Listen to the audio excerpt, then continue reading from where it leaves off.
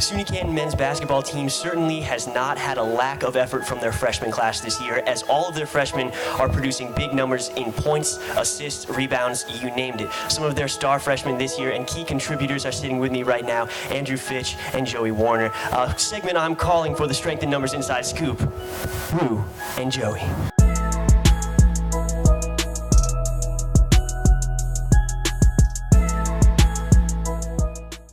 Now, I mean, just play on words, you know, Joe, Joey, like a small kangaroo, and Andrew, I'm calling you Roo. Also because, you know, you're from Australia. Actually, you know, before we even really get started, I just feel like I'm really the only one who's not, like, breathing kangaroo right now. If you will, I'm going to be right back. Sounds like a Scooby-Doo. Okay, boys. Kangaroos, right? Yeah. Well, I mean, yeah, you said it. It's Scooby-Doo. The kangaroo, it's, listen. Missing the pouch. Budget cuts, man. No, actually, we do have a pouch. I'm glad that's something that you brought up. I got a pouch here with some questions to ask you guys, so I guess we should just get started right away with question number one. When and where is your next game, and who's it against? Is that something you know? Umpy on Friday at 6 and Saturday at 1. Yeah, that's correct. We got a game against University of Maine. What did you call it? Umpy? Yeah. Okay. University of Maine, Presque. Do you know their overall record right now? No. All right, well, that was a bonus question. That doesn't really matter. Their overall record right now is 7-8. So you're going to play them twice, which is something that you're accustomed to. You played some games last weekend where you played teams twice. What do you think it gives you an advantage or a disadvantage when you play somebody and you play them again the next day? An advantage is that we play them the first time, we get to see how the offense works the next day on defense. We can adjust, make the adjustments to get more stops. Yeah, no, that's totally true. I can see that. You know, is that something that, like, you spend late nights, like, looking over film, or do you just go in to the locker room and say, okay, this is going to happen differently? A little bit of both. We watch film on them, and before we play them, and then the time between the games, we usually just talk and go over what we can change. Okay, so I mean, you guys definitely contribute a lot as your minutes are up with the top of the starting five. So some questions just as the season's, you know, about halfway through right now, maybe even a little more. Do you guys ever, like, scoreboard watch when you're done with a game? Do you go and check out your point totals and stuff? A little bit, but try to stay away from it.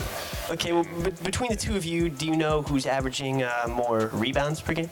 I average more rebounds. Yeah, he has a few more. Oh, he's got a few more. Okay, yeah. Joey. That's the only stat I go back on. Do you know how many rebounds per game you're averaging right now? It's like 8-ish. Oh, 8-ish. Well, he thinks he's a real Michael Jordan on the court. It's 7.9, Joey, okay? 7.9. Andrew, you're 6.7. Both of these guys think they're way better than they are. But actually, Joey leads the team. Andrew, you're second. Who do you know? Do you know who has the single game highest rebound total for one game? Me. Do you know what number it was? 17. We do check scores. Do you guys know, between the two of you, who's averaging the most block shots per game? He does. Me. Sounds Andrew, yeah. Andrew leads the team. You have 33 blocks on the season so far, averaging 2 per game. Joey, you're second with 14 blocks, and you're averaging just under 1. And maybe one of the biggest things that you can look at the scoreboard and see, averaging more points per game. Do you guys know? Joe. Between us, yeah. Me. Between you guys? Joey, you are 7.6 points per game, and you're 4th on the list. Andrew, you're right behind him, 6.8 points per game. You're 5th on the team. Now, do you know on your team who is leading all scorers? Adrian, yeah. He's got like 12, I think. I threw the paper there. That doesn't matter anyway. You've played 2 games in the American College Athletic Association so far, and you're currently 1-1. Of those teams, you've played Pine Manor, who you played twice. You won 1, you lost 1. Do you know what your conference record is against ACAA teams dating back to last year? You've played 9 games against these conference games so far. It'd be 8-1. Sorry. Yeah, that's correct. You're 8-1. You've got games coming up against University of Maine, Presque, and also you've got 2 games against them, and then you've got SUNY Delhi coming up. So hopefully we can turn that into a couple more wins in that category. Okay, Joey, this question is for you. You guys played a game in Boston last weekend, right? That was a pretty good road trip. Long road trip. Very long. Yeah, I didn't get the invite, so I wouldn't know. Took over 10 hours to get back. 10 hours, yeah. I was just sitting at home, not doing anything. It was terrible.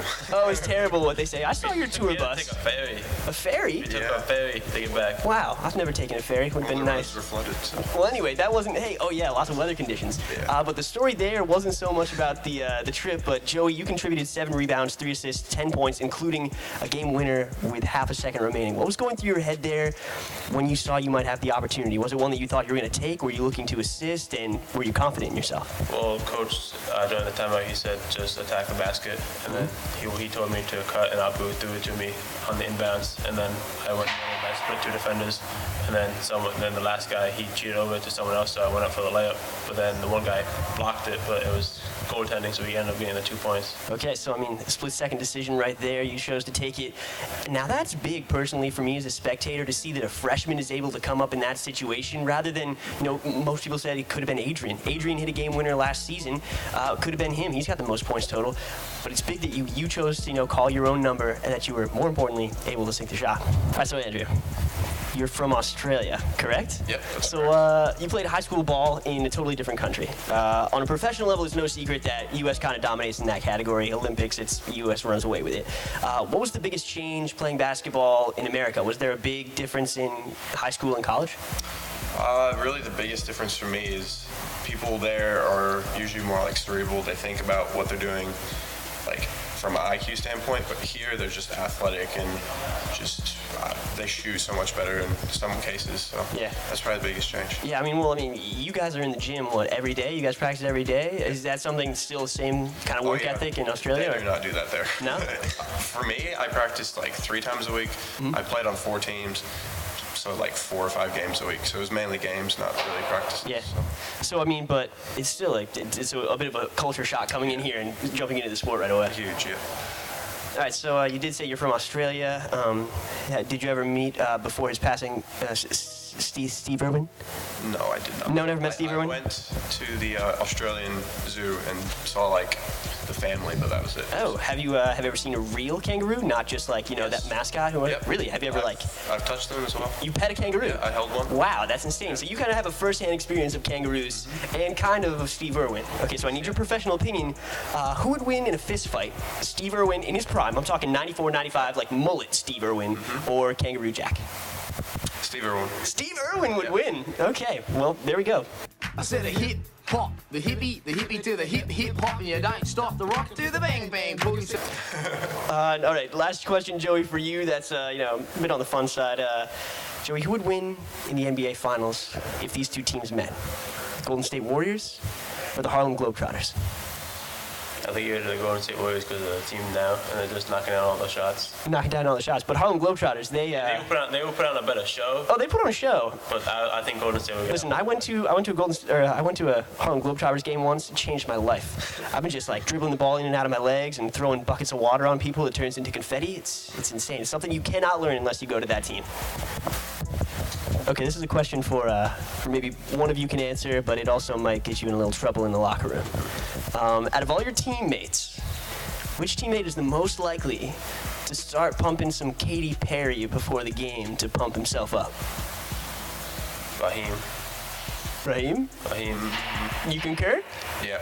Yeah, Raheem? Okay, it's got to be Raheem. Well, if he's listening... His nickname's Elmock for me though. Oh, yeah? Why is that? Because he's the little man on campus and I'm B-Mock, big man on campus. Oh, okay. I like that. All right, finally, this one is a big one. This one might get you in trouble with Coach, but hopefully not too much trouble that you won't answer it. All right, Coach comes into practice. He looks at you two both, and he goes, Andrew and Joey, one of you has to make a free throw. You have one shot, and if you miss it, the whole team has to run sprints. Who out of you two is taking that free throw? I think I'm a better free throw shooter in practice, but he has a better percentage in games. Yeah, well, your clutch potential just went up in 2K after you hit that game winner in your last game, so you might be able to hit that free throw. It's a lot of pressure, though, on the line. Okay, now finally, this one might be one that might get a little personal with you guys. I know that you guys both have the ability, but I'm wondering who's a little bit better. who's the better dunker? Who has more tricks in the bag, the bigger arsenal? 7-footer. The 7-footer, you think so? I was in a dunk contest, to be honest. Yeah, well, Jumped over some people and 2 balls. yeah, oh Jumped no, from the baseline. trust me, we got some good footage on that. From the GoPro, it looks pretty insane, because I can't jump over anybody. But I'll tell you what, you guys probably wouldn't believe it, because you've seen my outside jumper, my corner 3 is there, it's tight. I mean, I'm in practice all the time, just hitting these balls, but I usually dunk, like, just in, like, back home, in front of my mom and stuff. On a trampoline. No, not on the trampoline. Why don't we take this outside and I'll show you how I can dunk. All right.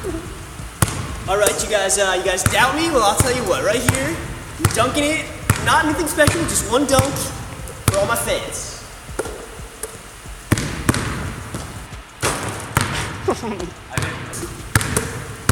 All right, this is your Strength in Numbers Inside Scoop, Roo and Joey edition. Hope you guys enjoyed. Go Roos.